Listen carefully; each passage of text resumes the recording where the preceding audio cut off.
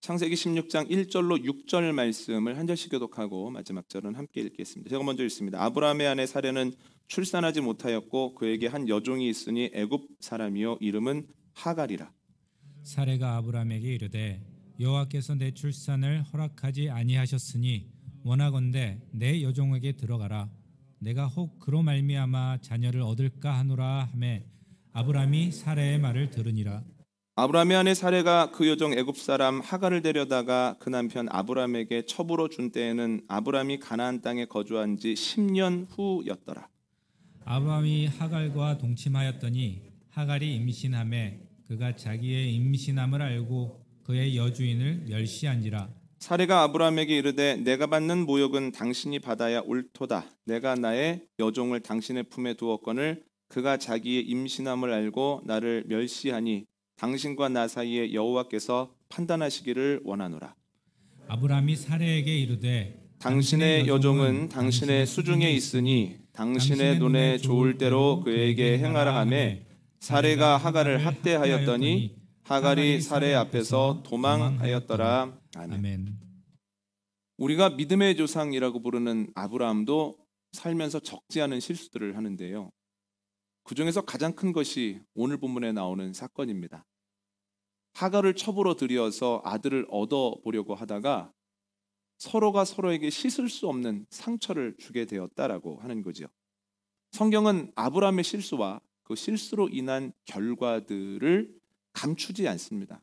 우리가 동일한 실수를 하지 않기를 바라는 사랑의 마음 때문입니다. 그런데 아브라함이 왜 실수를 했을까요? 하나님께서 아브라함에게 하란 땅을 떠나라고 하십니다. 떠날 때 나이가 75세입니다. 그런데 누차 말씀드리지만 족보를 통해서 보면 아브라함의 아버지 데라가 다른 이들에 비해서 아주 늦게 첫 아들을 낳았는데 그때 나이가 70세입니다. 그때보다도 늦은 때예요. 그러면 하란을 떠날 때의 나이는 이미 아들을 낳아도 늦을 만한 나이입니다. 그런데 그때서야 하란을 떠나죠. 그리고 10년이 지나서 그의 나이 85이 되었음에도 불구하고 여전히 아들을 얻지 못합니다. 하나님의 말씀대로 여기저기를 따라다녔으나 순종하였으나 변한 게 없습니다. 아들도 없고 땅도 획득하지 못합니다. 그런데 가만히 생각해 보면 달라진 것이 있습니다. 인간적으로 보면 긍정적이지 않고 부정적인 변화가 있습니다. 시간이 가면서 몸이 약해지는 거예요.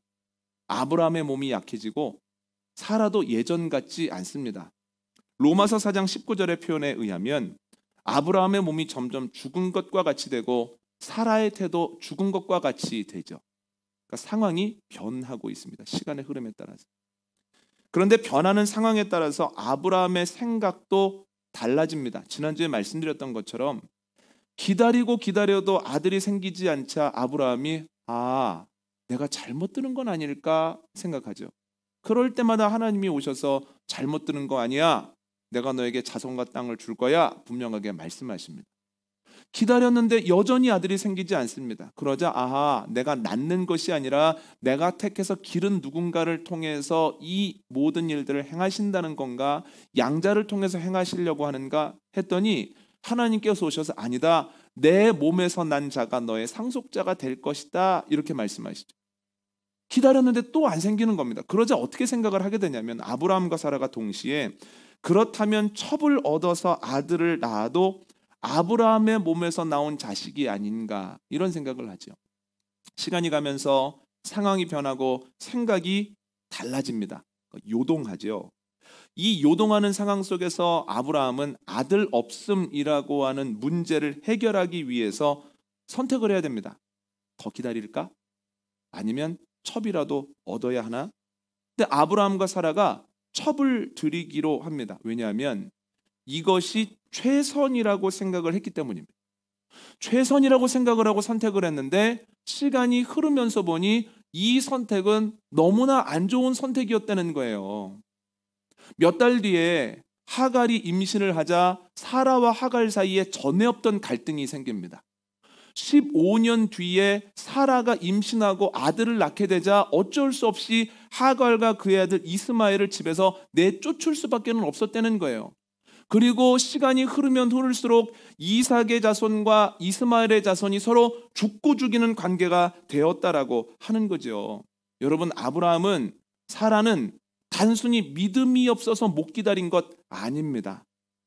변하는 상황과 어떤 요동하는 생각 속에서 최선을 다해서 무엇인가를 잘해보려고 했는데 그것이 결과적으로 보면 안 좋은 선택이었다라고 하는 거죠. 그래서 더 안타깝습니다. 단순히 15년만 더 기다리지, 믿음이 있어서 기다렸으면 이스마엘 없이 이삭만 얻었을 텐데 라고 생각할 수 있지만 그의 상황을 곰곰하게 생각을 해보면 잘해보려다 한 실수기 때문에 더 안타깝다는 거예요. 그런데 그의 상황이, 그의 모습이 우리와 크게 다르지 않습니다.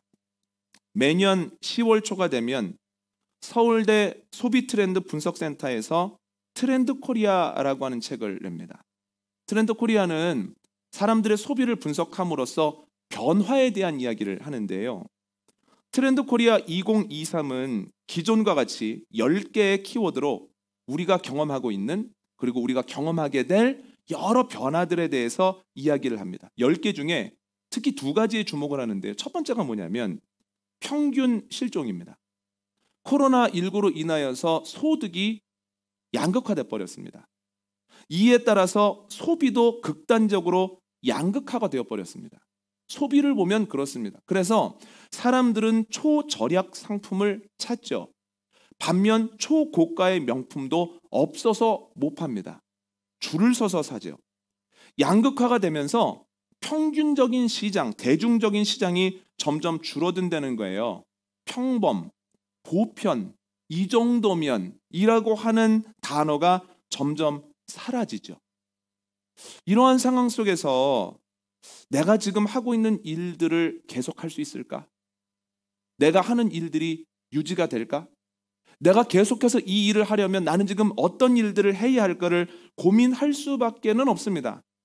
또한 새로운 일을 계획하고 있다면, 또한 새로운 가게를 열려고 준비하는 중에 있다면 이러한 상황 속에서 내가 지금 하려고 하는 것이 맞나? 내가 이것을 택했을 때 더 어려워지지는 않으려나? 더 자극적이어야 되고 더 특별해야 되는 것 아닌가? 라고 하는 고민을 할 수밖에는 없다는 거예요. 여러분, 아이의 교육이 중요한 것 압니다. 그래서 아이의 교육을 하고는 있지만 이렇게 시시각각 변하는 상황 속에서 아이들이 어른 되었을 때 과연 지금 우리가 중요하다고 생각하여 교육하는 것들이 앞으로도 중요할 것인가에 대해서 누구도 확신할 수 없다는 거예요. 그러나 안 시킬 수 없으니 지금 중요한 것들에 우리가 매진을 하고 투자할 수밖에는 없다는 거죠.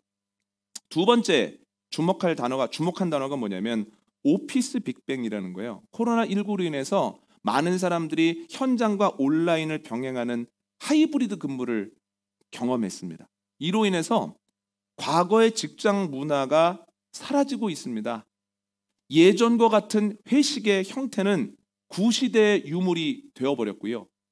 또한 예전에 내가 위의 책임자들을 보면서 습득했던 방식대로 팀원들에게 했다가는 그 사람은 시대를 한참 뒤떨어진 사람, 함께 일을 하지 못할 사람으로 금방 낙인이 찍혀진다라고 하는 거예요. 일에 대한 생각도 바뀌었습니다. 코로나19 이후에 직장으로 복귀하라고 했더니 저는 이제 현장에 5일씩 6일씩 못 나갑니다 하면서 사직을 해버리는 대사직 현상이 나타나고 최소한의 일만 하는 곳을 찾아 떠나는 조용한 사직 현상도 나타나고 있습니다. 이러한 상황 속에서 나는 달라진 사람들과 어떤 관계를 맺어야 할까? 혹은 리더라면 나는 달라진 사람들과 어떻게 한마음을 품고 목표를 향해 달려가야 할까를 끊임없이 고민할 수밖에는 없다는 거예요. 시시각각 변하는 상황, 달라지는 생각, 사람들 안에서 보다 좋은 것이 아니라 명확하게 좋은 것을 선택한다고 하는 것 너무너무 어려운 일이죠. 그런데 요동하는 것은 사회뿐만이 아닙니다. 교회와 신앙생활도 그렇습니다. 우리는 코로나19로 인해서 전에 없던 경험을 했죠. 바로 비대면입니다. 비대면으로 예배하고 셀 모임하고 기도회하고 심지어는 비대면으로 당회를 했죠. 그러니까 신학적으로 이것이 옳으냐 그르냐를 생각할 시간도 없이 새로운 형태로 신앙생활을 했습니다. 아주 어렴풋이 목회자들도 교인들도 이전처럼은 못 돌아가. 이전과 같은 신앙생활의 모습을 그대로 회복할 수는 없어 라고 생각을 하지만 이것이 어떻게 변했고 어떤 방식으로 예배하게 될지는 가늠하기가 참 어렵습니다. 그런데 얼마 전에 목회데이터 연구소가 한국교회 트렌드 2023이라고 하는 책을 냈습니다. 끊임없이 사람들에게 설문을 조사하고 분석을 하는 과정 가운데에서 코로나19로 인한 새로운 변화들이 우리의 예배와 우리의 신앙에 어떤 변화들을 가지고 왔는지를 얘기하고 있는데요. 가장 큰 변화는 주일 성수입니다. 주일 성수에 대한 생각이 가장 많이 바뀌었습니다. 생각의 변화를 읽어드리겠습니다. 한번 잘 들어보십시오. 코로나19 이전에 크리스천들에게 주일 성수는 중요한 개념이었다. 과거 주일 성수는 신앙이 있는, 교회에서 드리는 예배는 정식 예배라는 등식이 성립되기도 했었다. 교회에서 드리는 예배만 예배다운 예배였다. 교회에 가지 않으면 뭔지 모르게 마음이 불편했다. 적어도 일주일에 한 번은 반드시 교회에서 예배를 드려야 한다는 생각을 가진 크리스천들이 많았다. 하지만 이 오래된 등식이 코로나19를 거치면서 깨져버렸고 신앙이 있어도 교회에서 예배드리지 않을 수 있다. 다양한 비대면 예배도 예배다라는 소리가 들리기 시작했다. 너무나 큰 변화죠. 이 큰 변화들이 교회와 신앙인들을 스쳐 지나갑니다. 그런데 이러한 변화들과 더불어서 전에 없던 단어들이 등장하기 시작하는데요. 이 한국교회 트렌드 2023도 이러한 새로운 단어들을 계속해서 소개합니다. 그런데 핵심 단어는 이것입니다. 바로 플로팅 크리스천이라는 단어입니다. 플로팅이라고 하는 단어는 공중이나 물에 떠있는, 떠도는, 유동적인이라고 하는 뜻을 가지고 있는데요.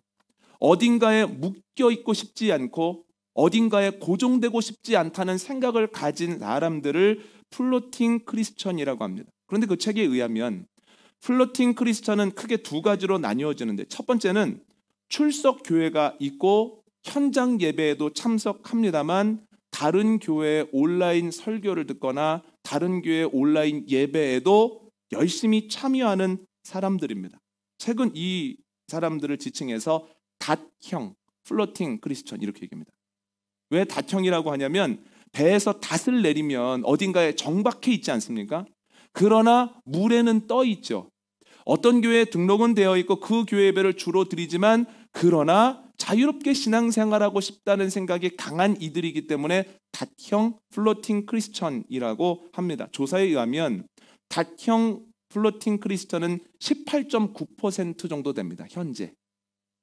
교인 10명 중에 2명 정도가 이러한 신앙생활을 하고 있다는 거예요. 근데 이 이야기를 듣고 목사님, 코로나19 이전부터 주일 예배는 본교회에서 잘 드리고 저녁 예배나 주중에 유명한 목사님이나 자신과 잘 맞는 목사님의 설교를 들었던 사람들은 있지 않았습니까? 이렇게 반문하실 분들도 있을 거예요. 그런데 설문조사와 이에 대한 분석에 의하면 이전에는 출석하는 교회의 예배와 목회자 설교가 중심이었고 저녁이나 주중에 드리는 예배나 듣는 말씀은 보완제였습니다. 그러니까 보약과 같다고 생각을 한 거예요. 그런데 요즘 바뀌게 된 건 뭐냐면 다른 예배나 설교가 대체제가 되어버렸다는 거예요.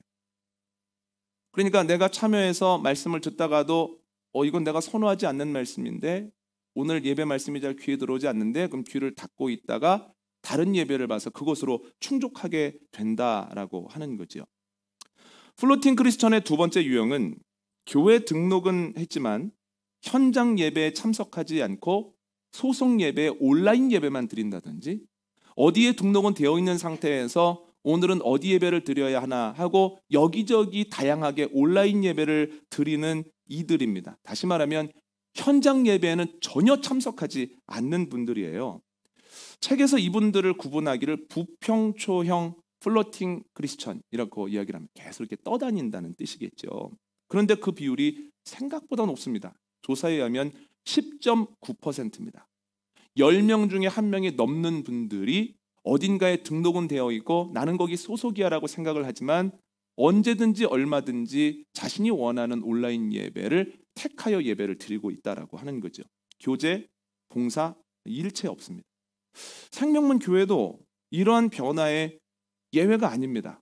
이러한 상황 속에서 저는 목회자로서 많은 생각을 하게 되죠. 이 변화들을 어떻게 이해해야 되지? 이 변화들이 앞으로 생명문 교회와 한국 교회에 어떤 영향들을 미치게 될까? 앞으로 한국 교회는 어떻게 될까? 나타난 현상을 인정도 하고 그 현상이 어떻게 일어나게 되었는지도 이해하지만, 그러나 이것이 과연 좋은 것일까 하는 생각에 대해서는 잘 모르겠습니다. 이것이 편안한 것 같지만 결국은 내 중심으로 내가 편안한 대로 신앙생활을 하게 되는 것은 아닐까? 말씀은 내가 들어야 하는 것인데 내가 들어야 하는 말씀이 아니라 내가 듣고 싶은 말씀만, 내 삶을 지지해주는 말씀만 찾아다니게 되는 일들이 보편적이지 않을까? 보편적으로 되지 않을까? 이런 걱정도 되고요. 참 어렵습니다. 신학교에서는 배운 적이 없고 또 지금까지의 경험으로도 해석하고 반응하기가 쉽지 않은 변화들이 교회 안에서 계속 일어나고 있습니다. 사회가 변하는 것만큼 교회도 요동을 하고 있다라고 하는 거예요. 너무너무 빨리 변하죠. 오죽하면 2주 동안 읽고 씨름한 책, 그 책의 이름 2개에다 트렌드라고 하는 단어가 있겠습니까? 트렌드라고 하는 것은 변화를 기반으로 하고 있는 단어가 아니겠습니까? 그런데 설교를 준비하면서 본문을 읽고 묵상하는 가운데에서 아브라함을 통해서 큰 위로를 받았습니다. 지금의 상황만 바뀌는 것 같고 지금 사람들의 생각만 복잡한 것 같지만 수천 년 전에 살았던 가나안 땅의 아브라함도 시시각각 상황이 변하고 이에 따라서 생각이 달라지더라는 거예요. 그 요동하는 상황 속에서 무엇인가를 바로 보고 택하기 위해서 몸부림치다가 선택하더라는 거예요. 누구도 편안하게 이건 정답이야, 이건 정답이 아니야, 지금 이것을 택하는 게 맞아 라고 알고 선택하는 사람은 수천 년 전에서부터 없었고 신앙인들도 예외가 아니라는 겁니다. 실수할 수 있는 가능성과 위험성을 가진 상태에서 뭔가를 택하게 되어 있는 거죠. 그렇다면 우리가 아브라함의 실수를 반복하지 않기 위해서 해야 하는 것이 뭘까요? 상황이 변할 때, 이에 따라 생각이 바뀔 때 하나님이 아브라함에게 하셨던 말씀이 있습니다. 한번 읽어볼까요? 창세기 15장 5절입니다. 말씀을 찾으시겠습니다.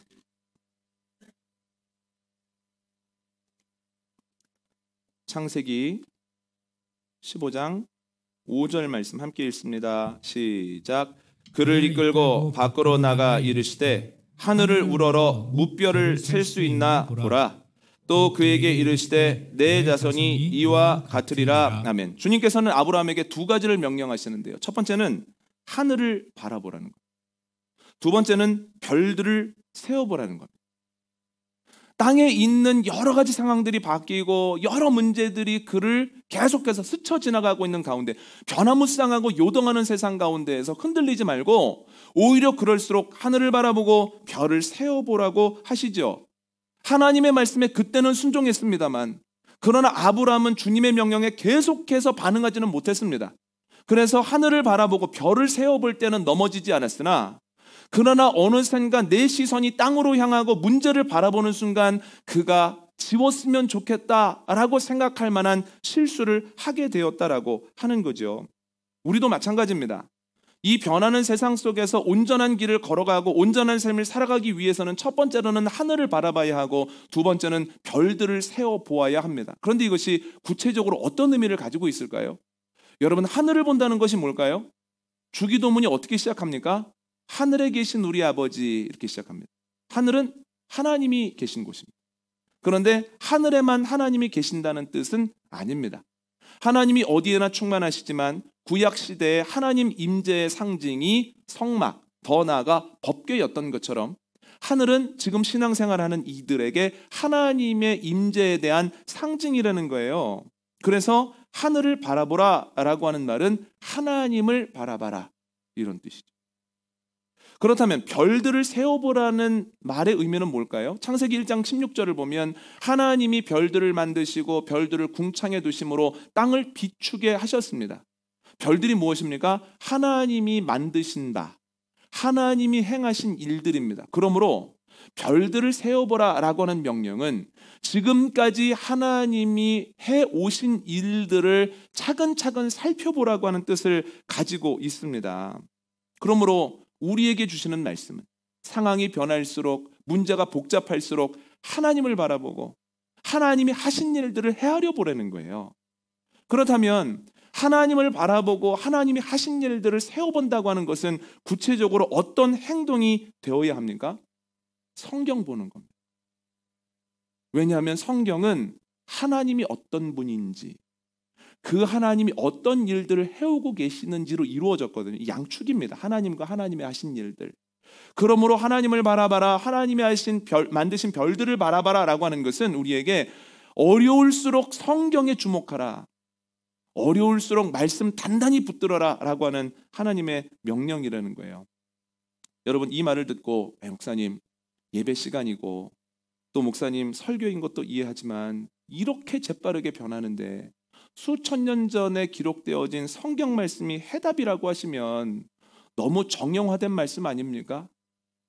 그냥 예배 드릴 때는 그래 성경 봐야지, 성경이 답이겠지 하지만 실제적으로 목사님이 전하는 그 말씀이 삶의 자리에서는 아무런 의미 없는 것 아닙니까? 라고 반문하실 수도 있을 것 같습니다. 아니요. 목회자이기 때문에 말씀을 바라보고 주목해야 된다고 드리는 말씀이 아니라 말씀이 정말로 우리의 변하는 상황 속에서 해답이기 때문에 말씀에 주목하라고 말씀을 드리는 겁니다. 말씀이 해답인 이유는 세 가지입니다. 첫 번째는 말씀은 영원하기 때문이에요. 마태복음 말씀 한번 읽어볼까요? 마태복음 5장 18절을 한번 찾아보시죠.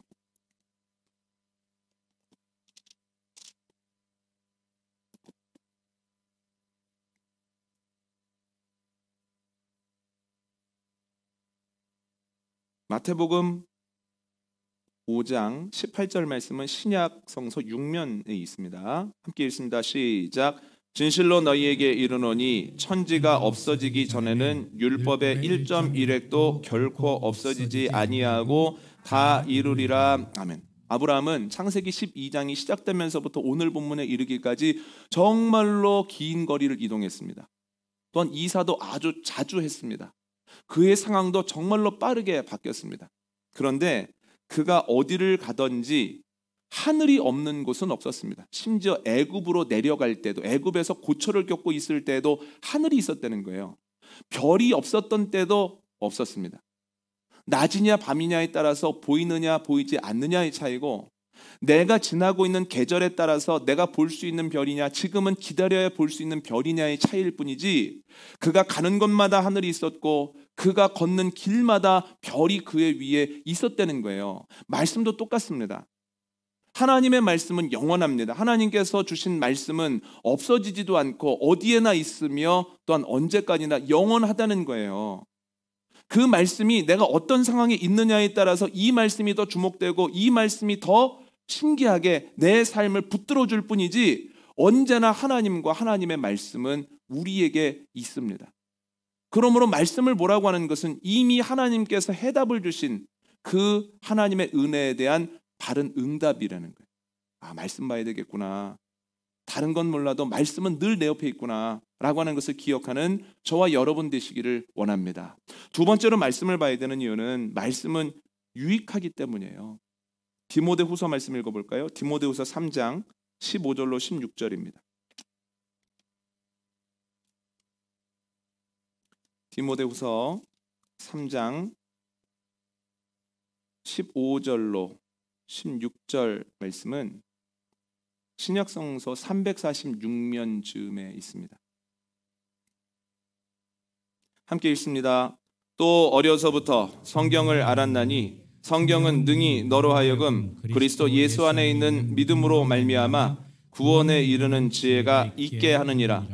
모든 성경은 하나님의 감동으로 된 것으로 교훈과 책망과 바르게 함과 의로 교육하기에 유익하니. 아멘. 하나님의 감동으로 된 성경은 교훈하고 책망하고 바르게 하고 의로 교육함으로써 결국 그 사람을 구원에 이르게 합니다.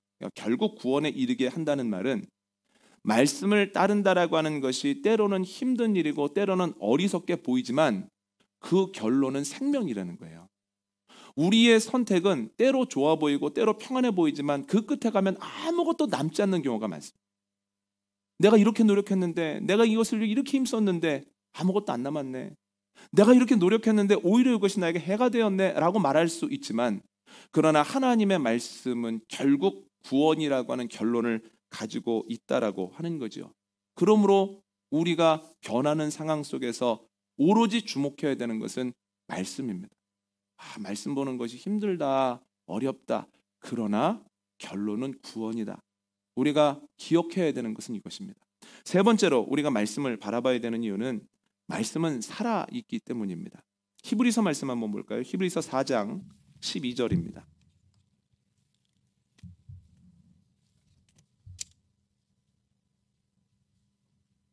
히브리서 4장 12절 말씀은 신약성서 357면 즈음에 있습니다. 신약성서 357면 즈음에 있습니다. 함께 읽습니다. 시작. 하나님의 말씀은 살아있고 활력이 있어 좌우의 날선 어떤 검보다도 예리하여 혼과 영과 및 관절과 골수를 찔러 쪼개기까지 하며 또 마음의 생각과 뜻을 판단하나니. 아멘. 공동번역은 12절 앞부분을 이렇게 해석합니다. 하나님의 말씀은 살아있고 힘이 있습니다. 그런데 저희가 예전에 봤던 개역 한글 성경은 또 이렇게 해석합니다. 하나님의 말씀은 살았고 운동력이 있습니다. 하나님의 말씀이 살아있다는 거예요. 힘이 있고 운동력이 있다라고 하는 거죠. 그런데 이 말씀이 지금 우리에게도 유효합니다. 하나님의 말씀은 살아있어서 사람에 따라 다르게 적용이 됩니다. 같은 설교를 듣고 셀레베를 나누지 않습니까? 그러면 들렸던 부분이 다르고 또한 하나님이 주시는 말씀이 다르다는 거예요. 왜 그렇습니까? 그 사람을 아시는 하나님께서 그에게 필요한 말씀을 주신다는 거예요. 그가 잘 가고 있는데 힘이 빠져 있으면 복돋아 주시고, 그가 잘못 가면서도 자신감에 차 있으면 아니라고 그를 훈계하신다는 거예요. 같은 말씀인데 전혀 다르게 역사돼요. 왜 그렇습니까? 하나님의 말씀이 살아있기 때문이에요. 힘이 있고 운동력이 있기 때문입니다. 사람에 따라서 달라지죠. 하나님의 말씀은 상황에 따라서도 달라집니다. 저희가 교회를 시작하면서부터 지금까지 새벽에 매일 성경을 가지고 나누고 있는데요. 이제 9년 정도가 되다 보니 예전에 했던 본문을 동일하게 하게 되는 경우가 있습니다. 그런데 묵상을 하고 설교 연구를 준비하다 보면 똑같은 본문이고 비슷한 시간을 묵상하면서 설교를 준비하는데 그때 했던 설교와 지금 했던 설교가 완전히 다른 경우가 대부분입니다. 그 이유가 무엇일까요? 상황이 달라졌기 때문이죠. 하나님의 말씀은 살아있기 때문에 상황의 변함에 따라서 우리가 알아야 하고 들어야 하는 말씀을 정확하게 우리에게 주신다는 거예요. 신령골수를 쪼갤 만큼 날카로워서 그 부분을 정확하게 짚어내신다라고 하는 거죠. 여러분, 세상이 빠르게 바뀌죠. 생각도 빠르게 달라집니다. 고정되어 있는 것이 아무것도 없습니다만, 그러나 걱정하지 마십시오. 세상이 빠른 것 같아도 하나님의 말씀이 훨씬 빠릅니다. 세상이 강한 것 같아도 하나님의 말씀이 훨씬 더 강력합니다. 이 말씀을 믿고 나아가면 주님께서는 이 상황 속에서도 결국은 이기게 하시는 은혜를 허락하신다는 거예요. 여러분, 하나님의 말씀 영원하고 하나님의 말씀 유익하고 하나님의 말씀 살아있다고 하는 것을 기억하고, 변하는 문제가 아니라 요동하는 사람들의 생각이 아니라 늘 그 자리에서 우리를 사랑으로 이끌어 주시는 하나님의 사랑을 주목하는 가운데 승리하는 저와 여러분 되시기를 원합니다. 오늘 말씀 정리합니다. 아브라함은 변하는 상황과 생각 속에서 가장 좋아 보이는 것을 선택합니다. 그러나 이 선택은 시간이 가면 갈수록 아픈 열매를 맺습니다. 우리도 상황과 생각이 요동하는 중에 살고 있습니다. 그래서 좋은 것을 택해 보려고 하는데 지나고 보면 그렇지 않은 경우가 많다는 거예요.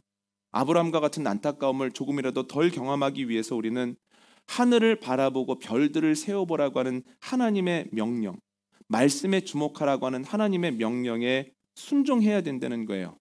여러분, 말씀이 살 길입니다. 말씀에 주목해야 되는 이유는 세 가지. 첫 번째, 말씀은 영원하고, 두 번째, 말씀은 유익하며, 세 번째, 말씀은 살아있기 때문입니다. 우리가 사는 날 동안 결코 변하지 않는 하나님의 사랑, 하나님의 그 은혜, 하나님의 능력을 주목하며 살아가는, 그래서 결국은 지금의 어려운 때를 잘 넘어서고 이겨나가는 은혜가 저와 여러분에게 있기를 원합니다.